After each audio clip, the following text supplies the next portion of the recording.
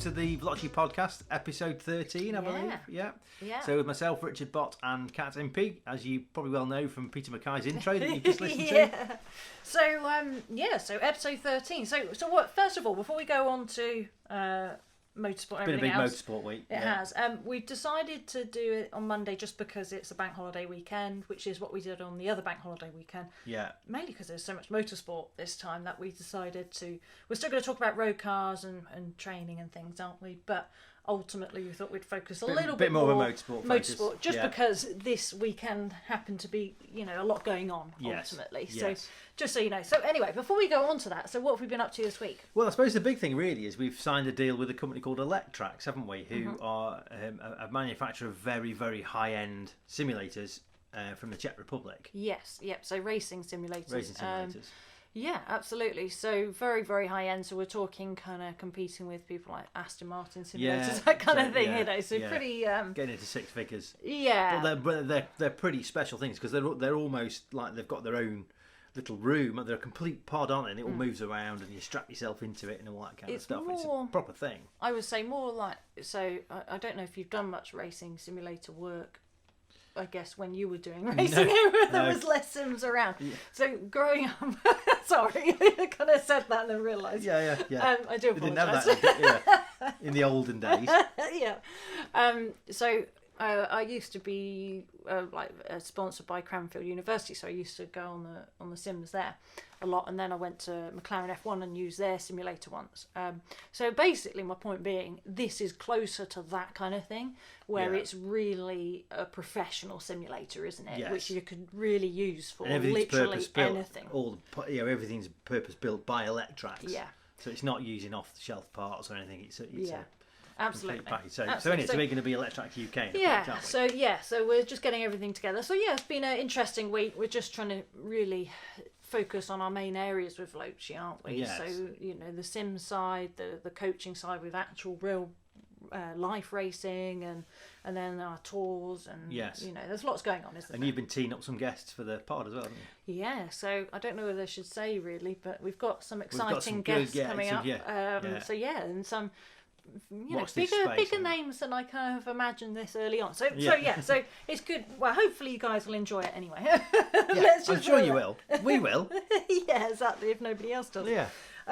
So let's start with motorsport then. So Formula One. Yes. Let's start there. So Red Bull. Let's start with Red Bull. Yes, it was Portuguese Grand Prix, wasn't it? Yeah. The weekend. And I think the story of the season, for as far as Red Bull are concerned, so far has been track limits, hasn't it? They Max keeps falling foul of track limits. Yeah. So because Marco came out with what did he say? Yeah. We've lost a win, a pole, and a fastest lap now. That's it. Yeah, absolutely. All down to track limits. Yeah. Now, I guess you can look at that two ways, can't you? Yeah. Because there are also other drivers. All the drivers have the same regulations and rules, don't they? So in that sense, you can look at it as well. Lewis managed to do it, or Bottas managed to do it. So and you tend to find with Lewis, he gets quite a few laps deleted in the free practice sessions, doesn't he? Because he's obviously experimenting with what you can do, what you can get away with. Yeah. When it comes to the official qualifying races, he doesn't do it. Yeah. Well, interestingly, it does sound like it was a little bit of Max's mistake. Because if you remember at the end, he said, turn, what was it? Turn 14. Okay, 14, not 4. 14. Yeah. So he said, I didn't think that was one of them that they were keeping an eye on. Because I didn't realise, but they obviously get told, these are the corners that you have to... Well, that's nuts in itself, isn't it? And other ones you don't have to worry about. So you think, well, that's a moving goalpost continuously anyway. For me, it's simple. Where you don't want the car to go, put grass or gravel. Yeah. And simple as that. I know they want to focus on safety, but having so much tarmac, I don't think is that safe, because I think it makes drivers basically feel like, how do you put it? Like it's too safe in a way, so they start taking more risks. Don't they? Because at Imola, Imola, the edge of the road is the edge of the road. Yeah, and there was a big difference there with who was shining and who wasn't. Let's say to this track, so I don't think for a driver, with their mentality, they're always going to utilise the road that's there and available. Yeah. And I do think you take more risks because you have this belief that you are safer, but then because you're actually creating more risks, I'm not sure it is that safe, really. We've seen some massive accidents over the years with having these big tarmac areas, and now we're starting to see more than ever laps being deleted. And I think for a spectator, it just it takes the buzz away, because you're like, oh my God, he's just going on pole. Yeah. Oh no, he hasn't. You know, like Lando Norris when he had his deleted, and you know, so I think we could definitely look at the track situation. Yeah. And I know it is a balance with safety, but I think I understand what the big tarmac areas are for, but you need something between the edge of the road and the big tarmac runoff area that punishes them, because they won't do it. They're good. They won't do it. But look at Grosjean's accident. There was loads of tarmac there. Yeah, that's right. Yeah. No shortage of runoff there. I honestly think, you know, since they've started doing that, we are actually getting more crazy moves and things, and people overtaking on extra tarmac, all that kind of stuff, than we've ever seen before. No. And I think it just changes a driver's mentality. I don't think it's helping, and I think if anything, it impacts what we're. For us as spectators, what we get. Yeah. I mean, the other side, the flip side, that you know, is what we were talking about earlier on about what Nico Rosberg has said about Max Verstappen, is that he's learning now just how strong Lewis Hamilton is. Absolutely. Because he cannot make mistakes. Yeah, I think so many people, and I've read this time and time again, anybody could win in Lewis's car.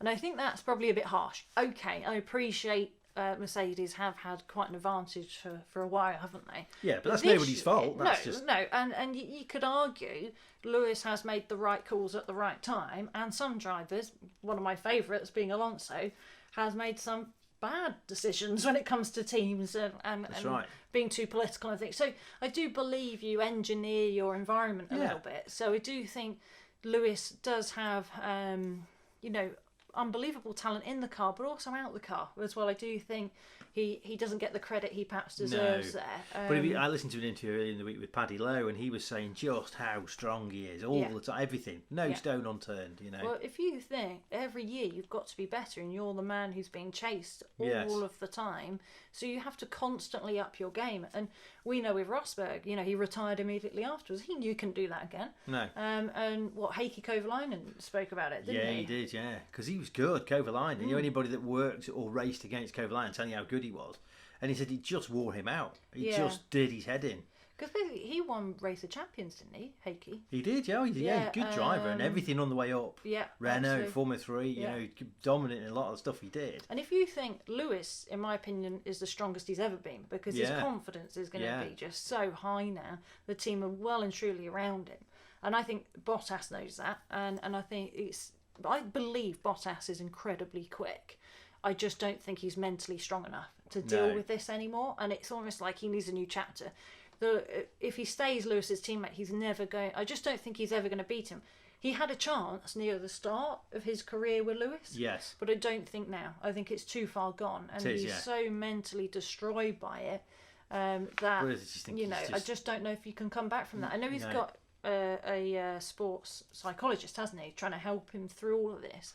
But that's, you know, how many years is it? 5 years or something? Yeah. Well, Kovalainen said he was only with him for a year, and he said you knew you had nothing left, and Lewis would go 2 tenths quicker. You think, and after about 6 or 7 races, you start to think, I can't deal with this. Absolutely. And I mean, I respect Bottas a lot, and I actually respect his determination to do this. And actually in qualifying, you know what? He did. He put it on pole, and it was really difficult conditions with the crosswinds. Yeah, he did. All sorts of stuff. And, you know, and at the end of the day, he was the man to put it on pole. I appreciate Max could have been on pole, and they deleted his lap, didn't they? Yeah, same with the fastest laps. Yeah, which is maybe a bit harsh with the qualifying though, because he actually was oversteering kind of off the track. He didn't deliberately use that bit of road. No, that's right. So he certainly didn't gain from it. But I guess where do you analyse everything and say, have you gained from this or have you not? You know, I guess that makes it overly that's the complicated. rule. You can't. It's just the inconsistencies. You've got to keep it black and white, I guess. Yeah, because the first corner they seemed to use all the much roads they wanted there. Nobody said a word about it. Well, I just know from what Max said at the end of the race. Yeah. Oh, okay. I didn't realise turn 14 was one that was being watched. Yeah. You think, and then surely they're all being watched, or they're not. But then you find they had a document released, and then On the Saturday, that was. Absolutely. And then Term 14 got amended, didn't it, this document, and Term 14 got added. So you think, so it's not every corner then? No. This is a bit bizarre. Surely, I know there's perhaps some corners where there is more chance of track limits, let's say. I guess it's that. But it seemed a bit odd to me. Yes. But yeah, so big questions on that, really, what they do about that going forward. Yeah, but, certainly Red Bull aren't very happy about it, are they? No, and I understand that. But hey, I think Max, like you say, is really showing how hard it is to beat somebody like Lewis. He's going to have to iron out the errors, or he isn't going to do it. Yeah. But you never know for sure without them both being in the same car, do you? We don't know how good that Red Bull really is. No. Perez is still adjusting to it. He's not far off. He's he's not quite on Max's pace. Yeah. But he's not far off. But I think in the race that's where he's going to come in strong. Yeah, because he did, didn't he, on Sunday?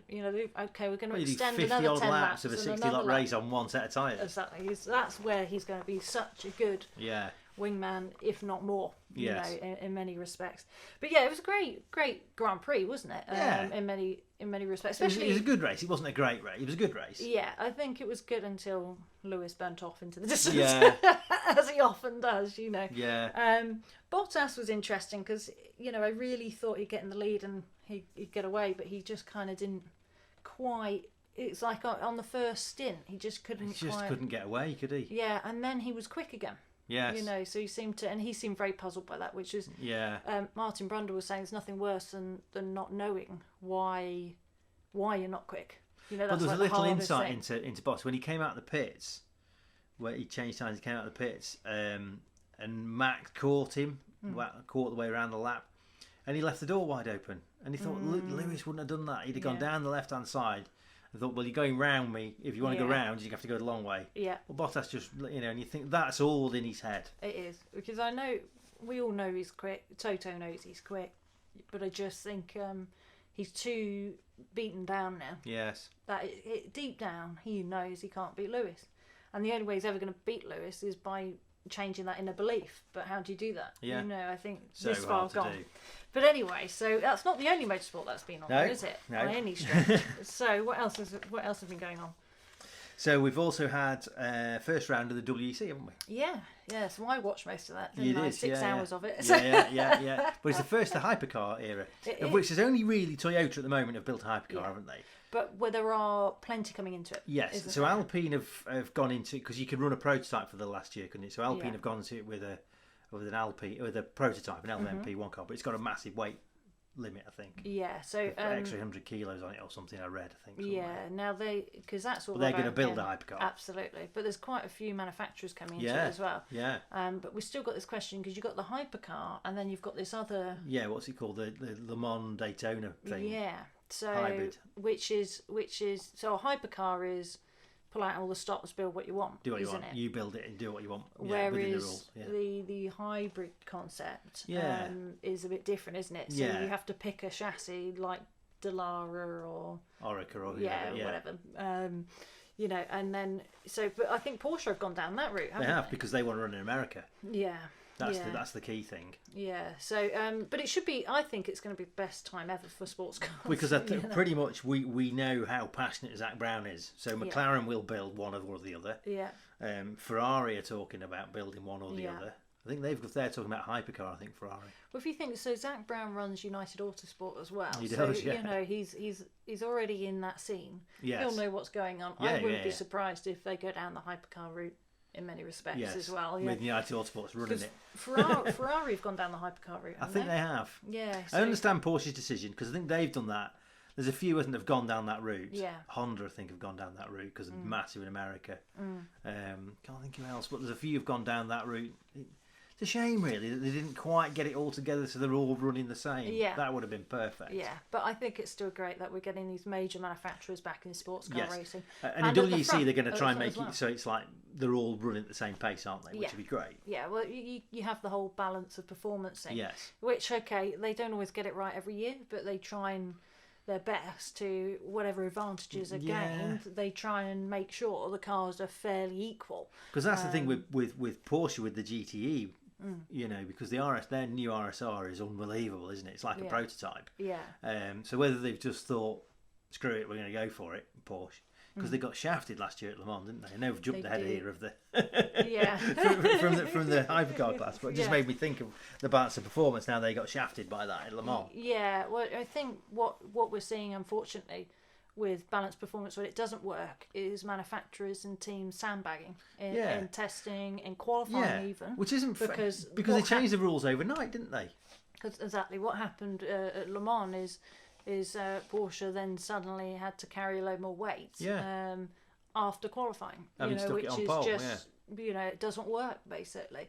So no, I'm a strong believer in balanced performance, but it seems to be different championships seem to manage to, like IMSA, I think, have managed it better, for example. Yes, and the European GTs, whatever that's called these days, the one we watched, the World, it's not called the World Series, is it? GT Challenge one. Oh, sorry. It's all GT3s. That's brilliant. Yeah. That does the 24 hours at Spa and all that. Yeah, sorry, yeah. So the GT World Challenge, you mean? Yes. Yeah, sorry. So, I knew you know what it's called. I wasn't sure if you were talking about the Le Mans series for a minute. No. Okay. What used to be Blank Pan. Yes, so the GT World Challenge. Absolutely. And what's great with that is you've got Ferrari, Aston, Porsche. Yeah, Bentley, everybody's in it. Absolutely. Audi, and they're so close. Yeah. It's awesome. So when it works, it really works. It does, I just think it's going to be a balancing act. But the main point is, I think with World Endurance Championship and sports car racing in general, it's pushing forwards, isn't it? Yes. And I think next year especially is going to be a special year. But Toyota have already built a hypercar, so they're getting ahead of the game. Yeah. So they won their first ever, the first ever hypercar race. Yeah. The car looks cool as well, doesn't it? It does. We thought it'd be number 7 car, didn't we? But Kobayashi actually hit one of the GT Pro cars, 91 Porsche, which then caused them to have the Porsche to have a severe puncture. So they had to have a drive-through penalty. But also, he seemed to be really struggling with the car in the heavy braking zones. Yeah. So the right-hander Brussels corner, is it? Yeah, that downhill right hairpin. Yeah, he locked it up badly there and went straight on. Yeah. Because he tried to turn, because I think he thought, he hit the gravel, but I think he thought he was going to miss the barrier. So he tried to turn, but actually caught the barrier. But then, of course, because he had lock on, then when he tried to back up, it just beached because there was too much resistance with the front wheels turn. So that cost them basically the race, didn't it? Because they'd got a big lead at that point, didn't they? Kobayashi, he put it on pole and he was like 3.5 tenths faster than the number 8 car. Yeah. With Nakajima in. The great thing about a 6-hour race is you really honestly go down to the end and don't know who's going to win in each class as well, which is pretty special. Long distance sports car racing is brilliant. Yeah. Well, I say each class because, of course, Kevin Estre in... Yeah, there's no account of a quick Kev, is there? Really? Yeah, in the 92 Porsche was... Yes. He was almost a second faster than the 91 Porsche. Which are identical cars. And he was just on fire. They smashed that record as well, didn't he? And Neil Yarney was his teammate for the first time. And it's interesting because Neil Yarney normally is in LMP1, so he's in the prototype class. So his first time he's in a GT car, and he had to have his engineer constantly remind him to check mirrors and things because it's so frantic with all these different classes. And of course, in a GT Pro car, they're very quick, but they're nothing compared to these hypercars or LMP2 cars. No. Well, I say LMP2 cars, they're much quicker in the corners, aren't they? So he said he found that really hard because in the past he's been in the quickest car, so you don't look behind. Exactly. You know where the other 919 was. Absolutely. So just really, I really enjoyed it, but I'm really getting into sports car racing again. I mean, when I was younger, I watched it a lot, and then I went through a stage of not really watching it at all. Yeah. I think it sort of lost its way for a while, but it's really coming back strong. There's lots to look forward to, isn't there? In many respects, anyway. So what else has been on? So IndyCar. Yeah, I thought you would want to talk about that. Richard's favourite. So we've had 3 rounds in rapid succession, haven't we? Really. So we had the Street of St. Petersburg. Yeah. Which is Florida, not Russia, by the way. Somebody said, "We're in Russia." No, Florida. Streets of St. Pete. Which was quite a dominant win by Colton Herta, wasn't it? It was, yeah. But the thing for me of that was that show the difference between IndyCar and F1 was the blisters on their hands. Oh yeah, so they got quite a few of them got out, and they were really. It reminded me of karting actually, because I used to get really bad blisters from karting. Not so much in cars, admittedly, but just shows how physical it is. I always think IndyCar is like old school Formula One. And it isn't just ovals. How many people track limit problems in IndyCar? No, but how many people will say with an oval, that's all they do, blah blah blah. But they do so much, don't they? Yeah. In many respects, they have to be very diverse, don't they? As they drivers, with street circuits. So we had that. We had the streets of St. Pete, and then this weekend we had a double header on an oval. Yeah. Then the next round is the road course at Indy, and then the 500. So it's different all the time. Yeah, and I mean the ovals. I'm still learning a lot about that. I have to say, because they're quite different to watch, aren't they? Compared to a road or street circuit. You have to let them develop. So we had 2 races. The first one was all right, wasn't it? Dixon won that. I suppose the big story of that was Scott McLaughlin got his first. So he's never been on an oval in his life. Finished second. Yeah, so Scott McLaughlin basically has come over from Aussie V8s, and he was very, very dominant. He was, yeah. And anybody in motorsport knows this guy's got unbelievable talent. Yes. And he's come over, and to be able to get on the podium, on your first ever oval visit in IndyCar, so the highest form you can really do of oval racing, just shows how spectacular this guy is. Yes. So yeah, that was really interesting to watch. But I think Race 2 was where it was at. Race 2 was a thriller, yeah. But again, you have to let them develop. Because the thing I think we can't understand, like an overtake, Paul Tracy was talking about it a lot, wasn't he? You've got to start here, and then like a lap and a half later, you'll get your overtake done, but you've got to get it just right. Yeah, because, if you bear in mind, the average laps are like 220 mile an hour, aren't they? Something like that. Maybe a little bit less in the race, but, overall, it's unbelievably fast all the time. Yeah.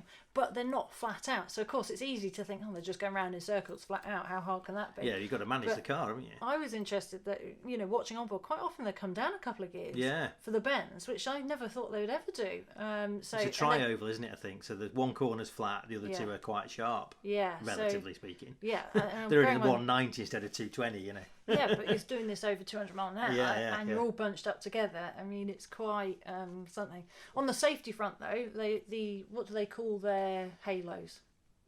They call it what do they got a name for it? It's a screen, isn't it? Basically, it's it looks like a fighter plane. But again, it showed canopy, didn't it? It showed how that's helped assist safety, because there was a big incident on a restart, wasn't there?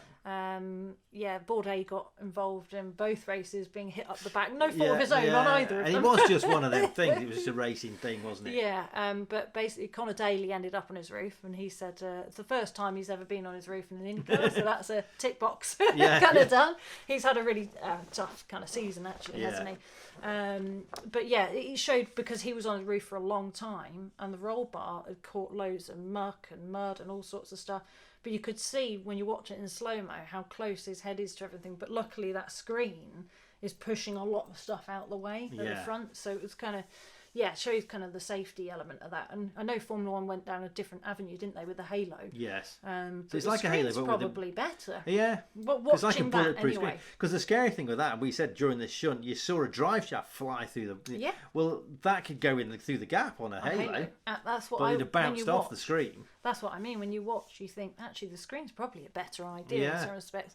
But then IndyCar overall is probably more dangerous and more prone to having big accidents, isn't it, ultimately? So but it's interesting, some of the things we've been talking about earlier on in F1. So you had a good race, and we had not a great race, but the second race was a cracking race, wasn't it?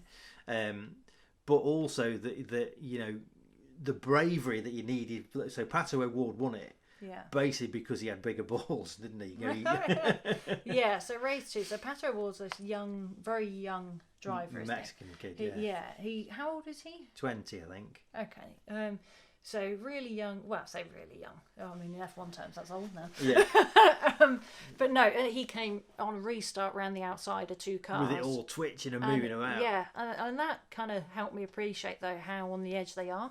Because you could really see the car moving about. And bearing in mind, again, you're like 200 mile an hour at this point, right on the edge, right near the wall. And there's no small overtaking too. Absolutely. And people get seriously hurt on ovals, don't they, as well? So that's why you get some drivers that aren't doing it. So like Jimmy Johnson, who's come over from NASCAR, who is an oval expert, Yeah, actually isn't I'm surprised. doing... I thought he would have done the ovals. Yeah, he's actually doing IndyCar, but he's not doing the ovals. Whether that's a confidence thing because IndyCar's so different, I imagine it probably is. Yeah.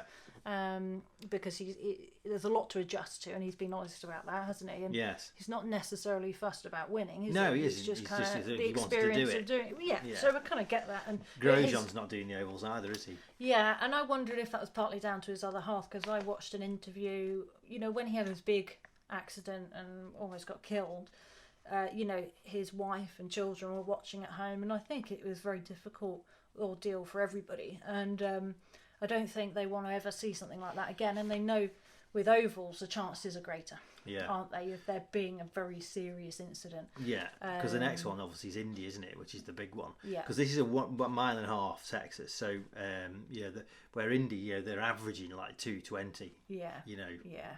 Big oval. Yeah, absolutely. 2.5 miles round or whatever it is. Absolutely. So yeah, and then of course I want to mention quickly about Harvey as well, Jack Harvey. Yeah, we're talking about him because he's in the smallest team.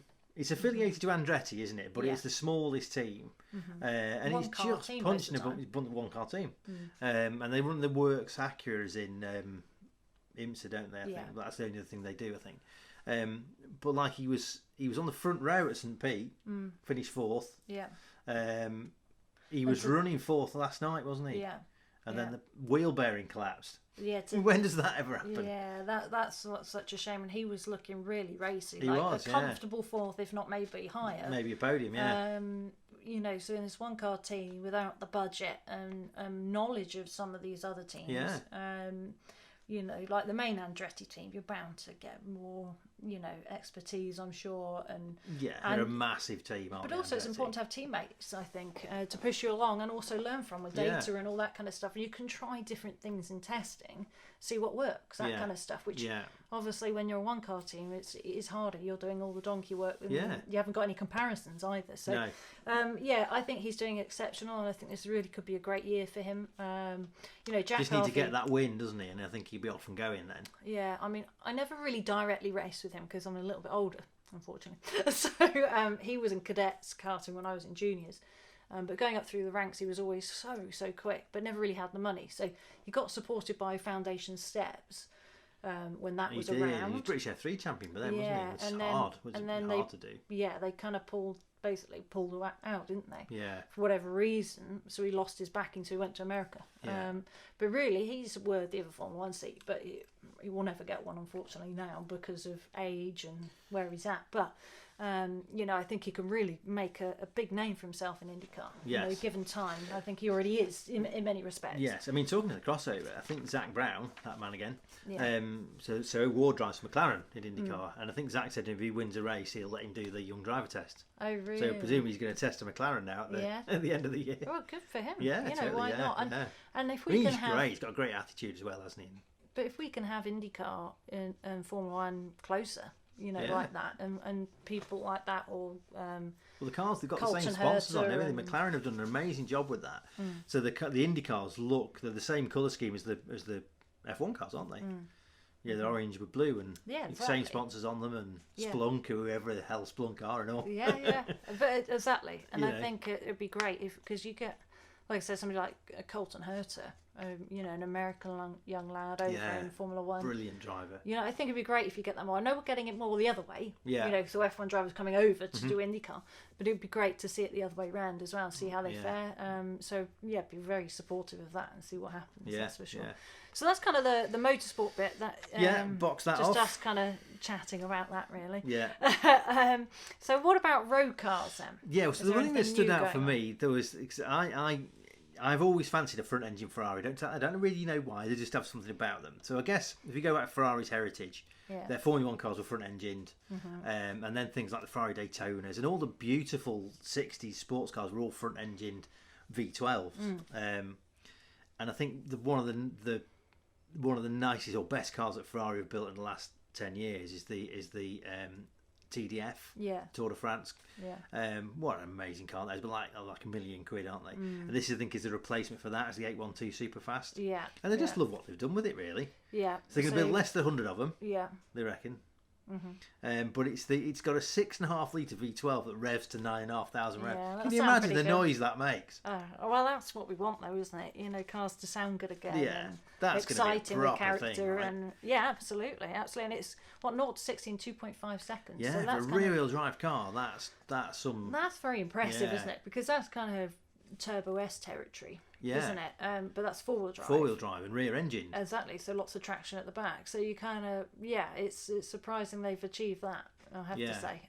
But yeah, it's got independent steering, all that kind of stuff. So four-wheel steering. Yeah, very similar to what Porsche have done. With four-wheel steer, but it's with the rear axle. It looks beautiful. It's a Ferrari. It just looks. Yeah, I have to admit, I'm more kind of mid-engine than front-engine, but I would certainly not say no to one. That's for sure. No. So they've not released a price yet, have they, on this? No. So a normal 812 is about £250,000. Okay. So it's going to be 3 times that, I would guess. If not a bit more, I would think. Yeah, and the thing is, it'll probably go up in value as well, won't it? If it'll it's be less a good than buy 100, if you can get one. Yeah, exactly. But I imagine, though, with Ferrari, you'll be invited to buy something like that. I took out an architect, and he said he loved Ferrari, but he didn't like dealing with Ferrari particularly. And they would always say how lucky he was to be invited to buy one of these. Yeah. And he always thought, hang on a minute. I've actually worked really, really hard and bought a lot of Ferraris. That's why you're inviting. It's nothing to do with luck. No, exactly. But of course, he couldn't help but want a Ferrari again and again and again.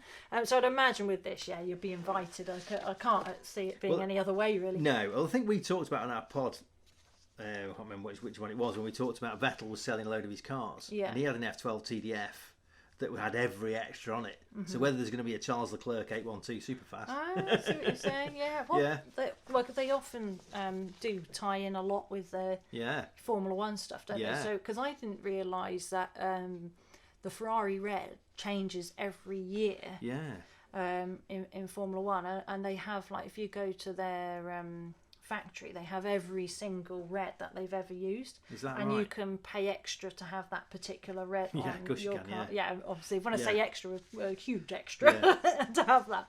But yeah, I mean, I didn't realise the red had changed so much. I mean, it's been a bit more obvious in recent years. Yeah. But in the past, I had no idea that every No, year I knew it used to change a lot, but I didn't know it changed all the time. Yeah. So if you want to add even more to your bill, then you can do that. Yeah, well, I'm here now. So can I have Charles Leclerc driving around in it? That's what I'd want. I would too, for different reasons.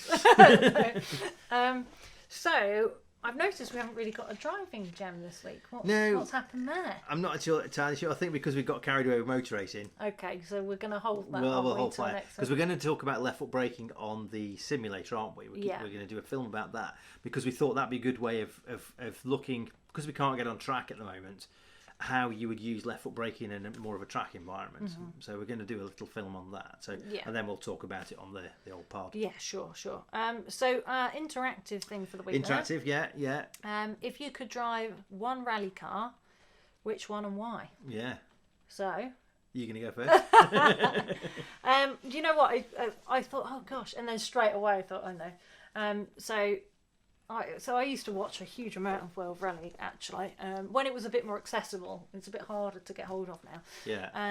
And I used to watch Petter Solberg. Was my favourite. Yeah. I used to I guess very big character, which his son now is.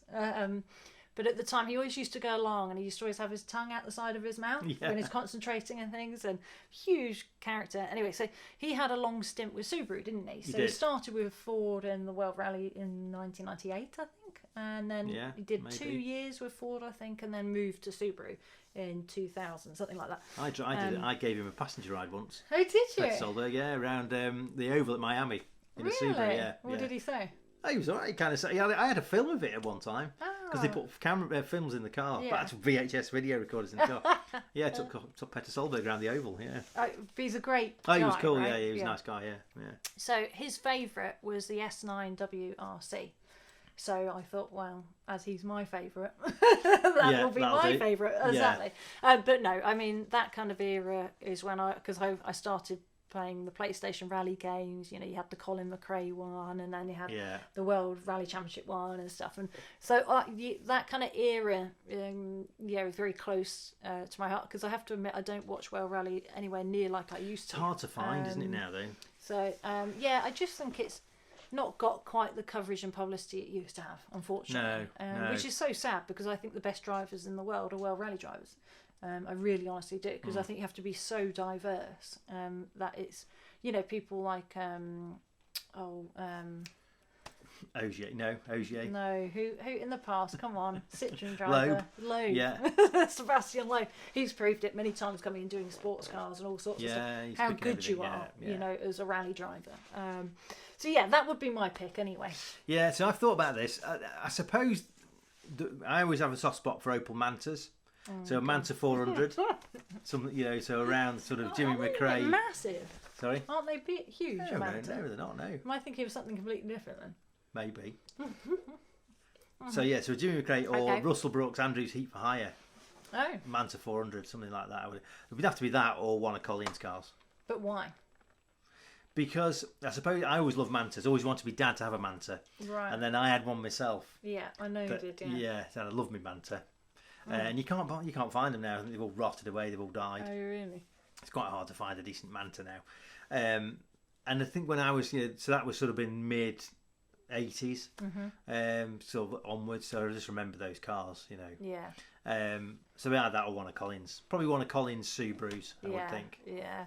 just because he was a legend, you know. Oh, well, exactly, and he always will be a legend of, well, not only that specific sport, but motorsport in general. Yeah, won't he really? proper, yeah. You know, Colin McRae. I mean, I've watched some documentaries on him, and he's just was a spectacular character, that's for sure, as well as driver. Yeah, he was, yeah. At the same time, and I always thought of him as a bit of a shunt monkey in some ways, but actually, when you think how much he succeeded, you know, he actually didn't crash that much. It's just when he did crash, it was massive. Absolutely. And I listened to an interview with Nicky Grist. Nicky Grist said the number of things the accidents he avoided that other people would have had, you know, be through just pure ability, you know, because he said, you know, you're on about somebody with, you know, can make a car walk on water, and he's pushing that to as far as it can go. That's going to go wrong at some point.